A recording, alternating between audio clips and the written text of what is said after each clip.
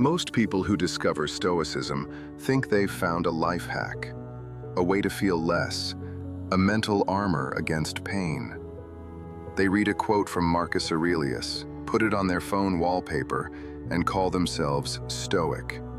And that works fine until life actually hits them, until the job disappears, until the relationship ends, until the diagnosis arrives. And suddenly the wallpaper quote isn't enough.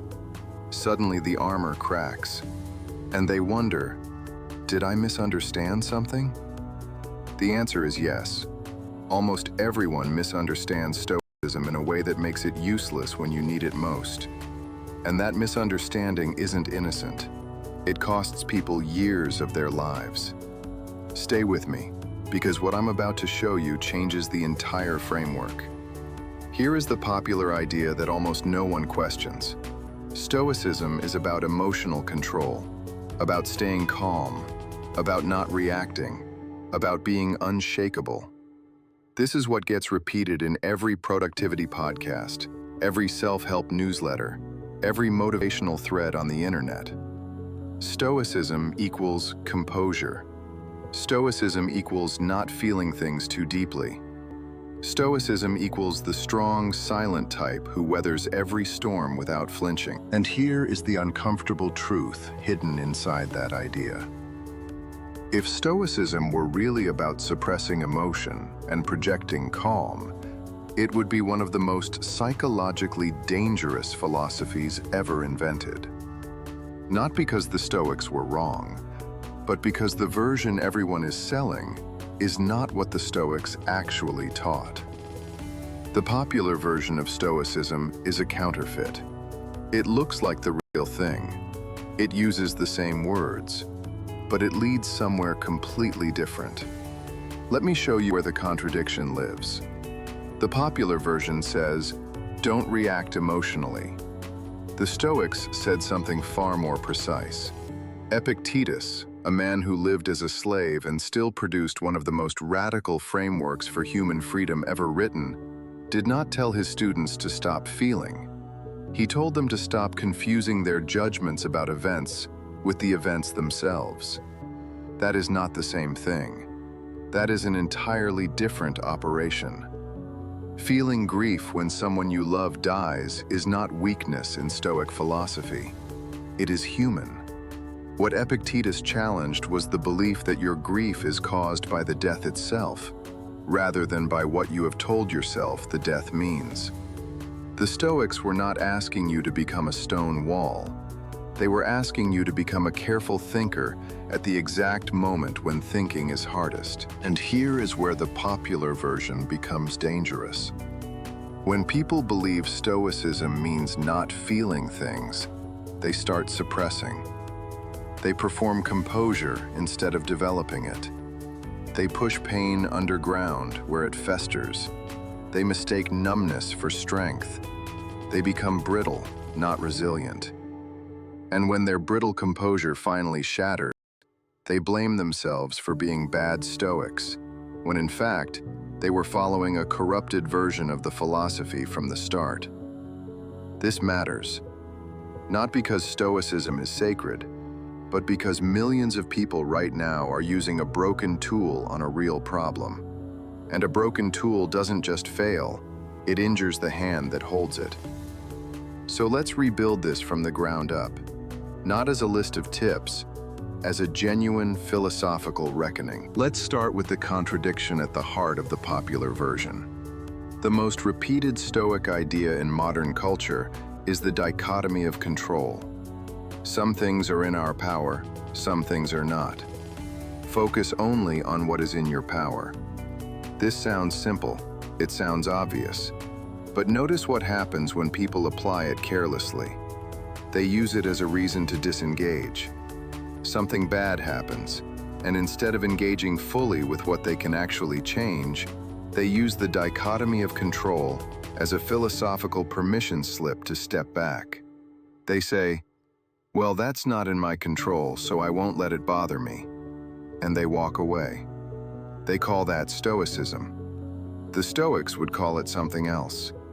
They would call it indifference, disguised as wisdom. Here is what Epictetus actually meant by the dichotomy of control. He wasn't giving people an exit ramp from difficulty. He was giving them a precise instrument for locating where their energy should go. The distinction between what is in your power and what is not a reason to stop caring. It is a reason to care more deliberately. Because when you stop wasting energy trying to control outcomes you cannot control, all that saved energy has to go somewhere. The Stoic answer is, it goes into the quality of your action, your judgment, and your character. Not into withdrawal, into sharper, more honest, more virtuous engagement. The popular version drops the second half of that equation entirely. It keeps the letting go and loses the pouring in. It keeps the detachment and loses the commitment. And you get a philosophy that produces disengaged people who believe their detachment is enlightenment, when it is actually avoidance wearing a philosophical costume. Now let's go deeper, because there's a second internal contradiction in the popular version that almost no one catches. The popular version of Stoicism sells the idea of tranquility as the goal. Stay calm. Maintain inner peace, achieve serenity. This is treated as the summit of Stoic practice. And here is where the real Stoics would push back, hard. For Marcus Aurelius, for Seneca, for Epictetus, tranquility was not the goal of philosophy. It was a byproduct of living well. There is a critical difference between those two things. When you pursue tranquility as a goal, you start optimizing for calm. You start avoiding experiences that disturb you. You start constructing a life designed to minimize friction. And in doing so, you also minimize growth, depth, moral seriousness, and genuine connection. You build a comfortable life that has quietly become a small life. Marcus Aurelius was not emperor of Rome because he optimized for inner peace. He was one of the most burdened leaders in human history, dealing with plague, war, political betrayal, and the deaths of people he loved. And he used Stoic practice not to escape those burdens, but to carry them without being crushed by them. The tranquility he wrote about in his private journals was the tranquility of a person fully engaged with the weight of real existence, not of a person who had cleverly arranged their life to avoid heavy things. This distinction matters more than it might sound, because if you pursue tranquility as a goal, you will eventually face a choice between protecting your peace and doing something difficult that matters. And the tranquility as goal version of Stoicism will always tell you to protect your peace. The authentic version will always tell you to do what matters, and trust that genuine peace comes from that, not from its avoidance. Most people who use Stoicism today are secretly using it to protect their peace. They are using it as philosophical bubble wrap, and they cannot understand why their lives feel increasingly shallow, increasingly safe, and increasingly disconnected from anything that genuinely moves them. Let me pause here, because what comes next is the part almost no one talks about when they discuss Stoicism. This is where the real reconstruction begins. The Stoics were not primarily philosophers of acceptance. They were primarily philosophers of virtue. And those are not the same project. Acceptance without virtue is passivity. Virtue without acceptance is rigidity. The Stoics held them together in a specific way that the popular version has completely dissolved. Here is how to understand what virtue actually meant to them, not as a moral checklist, but as a living dynamic. Chrysippus, one of the early Stoic thinkers who systematized the philosophy, described virtue as a kind of tension. The Greek word he used was tonos, the tension of a well-strung bow. Too loose, and the arrow goes nowhere. Too tight, and the bow snaps.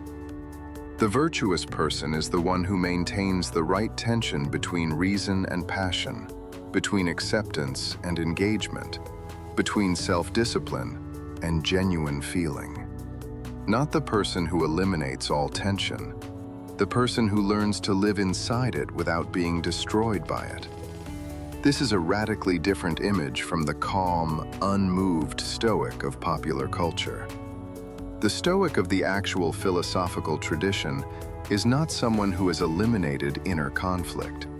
They are someone who has learned to work with it, the way a skilled musician works with the tension of strings. The music comes from the tension. You do not make music by removing it. Now let's talk about what this means for how you actually live.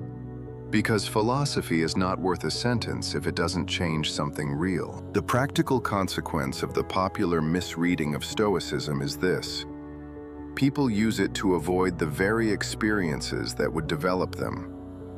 They use Stoic language to justify not grieving fully, not taking risks, not fighting for things that matter, not sitting with the discomfort of genuine moral choice.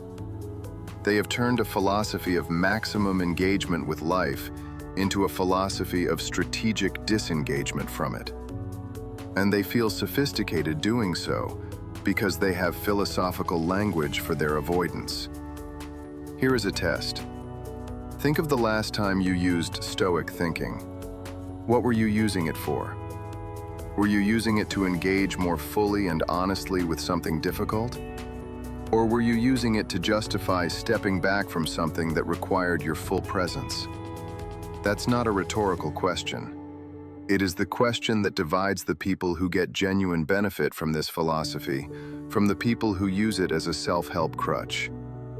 Save this video, because this question is one you are going to need to return to more than once. Let me give you a concrete example of what the authentic version looks like in practice compared to the popular version. Take something almost everyone faces: a professional failure, a project collapses, a business fails. You lose a position you worked years to reach. The popular Stoic response: what's done is done. I cannot control the outcome. I will accept this and move on. Stay calm. Do not let it affect your mood. See it as an indifferent external event. The authentic Stoic response is far more demanding. It starts in the same place, yes. The outcome is not fully in your control. But then it immediately asks, what does my response to this failure reveal about my character? Not to feel better about the failure, to use the failure as a mirror. Did I act with full honesty and diligence, or did I cut corners and tell myself it was acceptable? Did I respond to early warning signs with wisdom, or did I respond with denial because the truth was uncomfortable? Did I treat the people involved with justice, or did I prioritize my own position when it conflicted with theirs?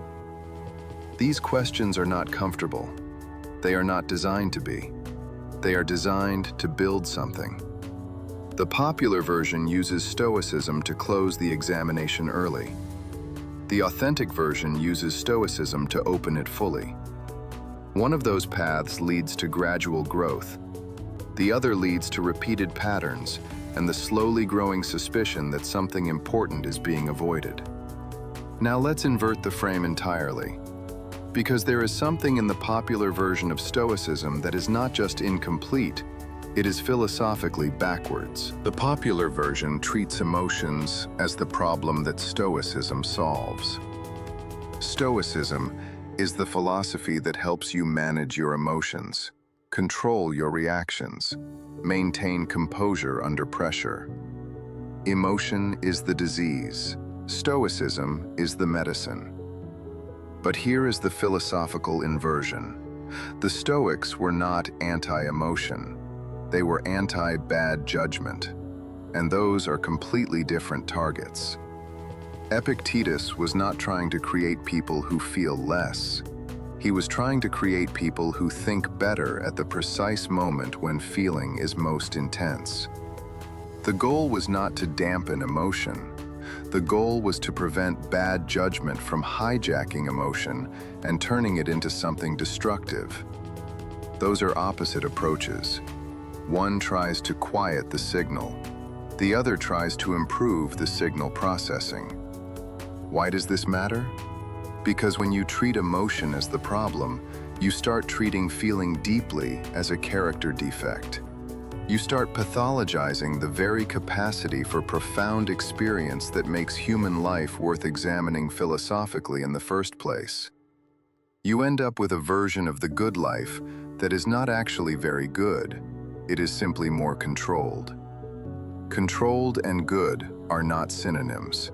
They never were. Seneca knew this. He wrote letters that are saturated with emotion, grief, longing, urgency, love, rage at injustice. He was not a calm man performing philosophy. He was a deeply feeling man using philosophy to make his feeling more honest, more directed, more aligned with what he actually valued. Read his letters to Lucilius, not as a collection of calm observations, but as documents of a person wrestling in real time with the full weight of being alive. That is what authentic Stoic practice looks like. Not serenity, struggle that is honest about itself. Most people who discover Stoicism are looking for relief from their struggle. The real philosophy does not offer relief. It offers a better relationship with struggle. Those are very different products. And most people, if they knew the difference up front, would still choose the authentic version, because deep down, they know that relief is temporary, and that a better relationship with difficulty is what actually changes a life. Let's go one level deeper, because there is one more layer to this that almost no one addresses. The popular version of Stoicism is deeply individualistic. It is entirely about your inner state, your reactions, your control, your peace. The community, the other people in your life, your responsibilities to something larger than yourself. These are almost entirely absent from the modern Stoic conversation. And this is not a small omission. It is a fundamental distortion of what the original philosophers actually cared about. Marcus Aurelius was obsessed not with his personal tranquility, but with his duty. His meditations are not a self-help journal. They are a man ruthlessly holding himself accountable to the people who depended on him. He was not meditating on how to feel better. He was meditating on how to be worthy of his responsibilities. The difference is enormous. And the modern version has quietly swapped those two orientations without most readers noticing. The Stoics believed that human beings are inherently social creatures, rational animals, whose nature is fulfilled not in isolation, but in contribution. Epictetus called this our social nature, oikiosis, the natural affiliation we have with other human beings that grounds our ethical obligations to them. The good life, in authentic Stoic terms, is not a life of masterfully managed personal emotions. It is a life of genuine contribution, difficult honesty, and sustained commitment to something beyond yourself. The inner work is in service of the outer life. The outer life is not an obstacle to the inner work. When Stoicism is stripped of this social and ethical core, what remains is a philosophy of sophisticated self-management, which is useful, but it is not the full thing. And people who practice only the self-management version eventually notice a strange emptiness at the center of their practice, a sense that they are getting better at an exercise without knowing what the exercise is for. This is the real cost of the popular misreading. Not that it makes you feel bad. It makes you feel fine, even good, while quietly disconnecting you from the things that would make your life genuinely meaningful. It is a comfortable error, and comfortable errors are the hardest ones to correct because they do not announce themselves as errors. they feel like progress. Now let me give you a reframing that actually holds. Not as a list of things to do, as a single shift in how you relate to the philosophy. Stop using Stoicism to manage your experience. Start using it to improve your judgment. That's it. That is the entire correction in one sentence. But let me unpack it, because the difference is radical in practice. Managing your experience means, when something difficult happens, use Stoic tools to return to a calm baseline as quickly as possible. This is what most people are doing. It is not wrong, but it is incomplete, and when it becomes the primary use, it becomes a form of emotional housekeeping, keeping the inner space tidy rather than using the inner space to do something real. Improving your judgment means, when something difficult happens, use the difficulty as an occasion to examine what you actually value, how honestly you are living those values, and what the situation is revealing about where your character still needs work. This is a much slower, much more uncomfortable process. It does not return you to calm quickly. It takes you through something rather than around it. But what it leaves you with, on the other side, is not just calm. It is a person who is genuinely different from the person who entered the difficulty. This is what the Stoics meant when they talked about virtue as the only true good. Not virtue as a moral credential. Virtue as an actual change in the quality of your perception, your judgment, and your action.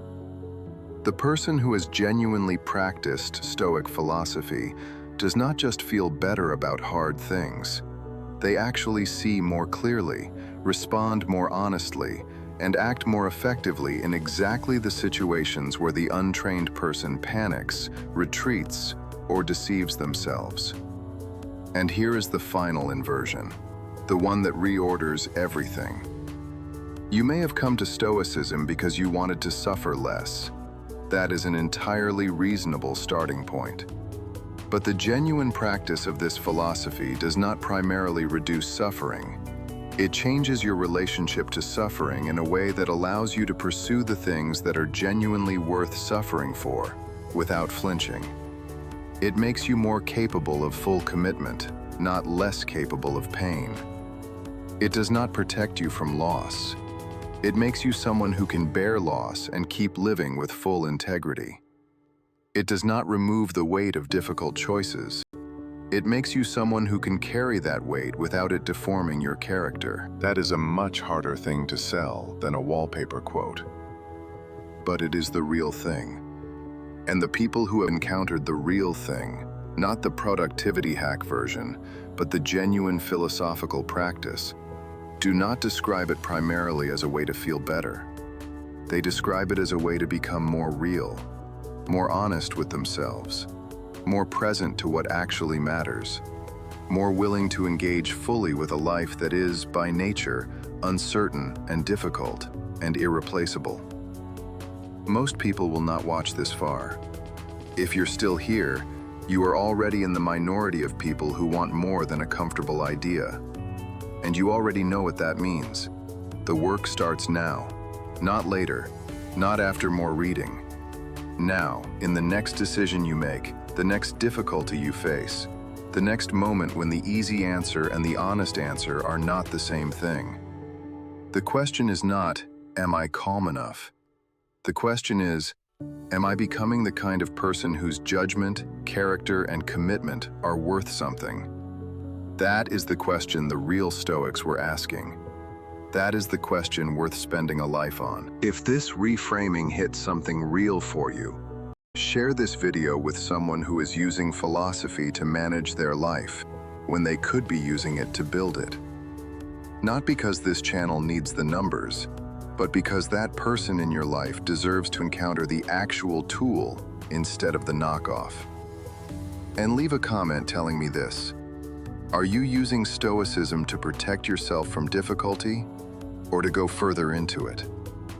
I read those, and your answer matters more than you might think. Philosophy is not a comfort. It is a compass. And a compass is only useful when you are willing to go somewhere difficult. The Stoics knew that. Now you do too.